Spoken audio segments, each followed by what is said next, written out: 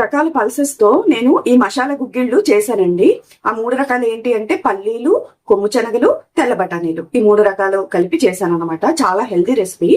అయితే దీన్ని ఇంకా హెల్తీగా చేయడానికి నేను లాస్ట్ లో టిప్స్ చెప్పాను. సో వీడియో చివరి వరకు చూడండి, నచ్చితే ఒకసారి ట్రై చేయండి. చాలా బాగుంటుంది, టేస్టీగా ఉంటుంది. ఇది నా ఓన్ రెసిపీ అనమాట. కప్పు పల్లీలు, కప్పు నల్ల శనగలు, కప్పు తెల్ల బఠానీ, ఈ 3 కూడా అట్లీస్ట్ ఒక 8 గంటలైనా బాగా నానబెట్టుకోవాలి. ఆ తర్వాత కుక్కర్లోని ఆ వాటికి సరిపడా అంటే మనం తీసుకున్న పల్సెస్కి సరిపడాగా సాల్ట్ వేసుకొని అవి మునిగే వరకు వాటర్ వేసుకొని కుక్కర్ విజిల్ ఒక మీడియం ఫ్లేమ్ మీద ఒక 3 విజిల్స్ వచ్చేలాగా నేను పెట్టుకున్నాను. ఈ లోపల ఒక కళాయిలోని ఆయిల్ వేసుకొని కొంచెం పోపు లైట్గా ఆవాలు వేసుకున్నాను. తర్వాత మినపప్పు వేసుకున్నాను. మినపప్పు టేబుల్ స్పూన్ వేసుకుంటే సరిపోతుంది, బట్ నాకు నోటికి క్రంచీగా తగలాలని ఇంకో ఎక్స్ట్రా టేబుల్ స్పూన్ వేసుకున్నాను.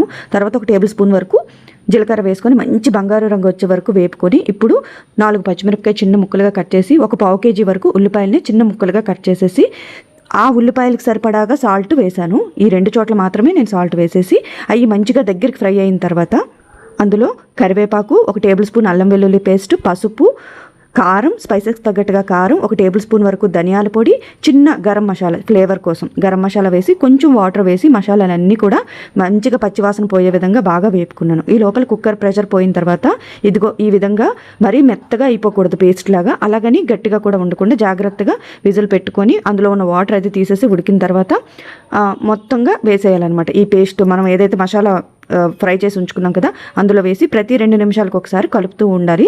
అలా ఒక 5 నిమిషాల వరకు కలుపుతూ ఉంటే మనకి స్పైసీ యమ్మీ ఈ మసాలా గుగ్గిళ్ళు రెడీ అయిపోతాయండి. దీన్ని ఇంకా హెల్తీగా చేయాలంటే ఇందులోని తక్కువ ఆయిల్ వేసుకొని కీరా ముక్కలు, క్యారెట్ ముక్కలు వేసుకొని నిమ్మకాయ స్ప్రింకిల్ చేసుకొని మిరియాల పొడి వేసుకొని తింటే ఇది ఇంకా హెల్తీ అయిపోద్ది. సూపర్ టేస్ట్ అయితే మాత్రం నెక్స్ట్ లెవెల్. ఒక్కసారి ట్రై చేసి చూడండి. Thanks for watching.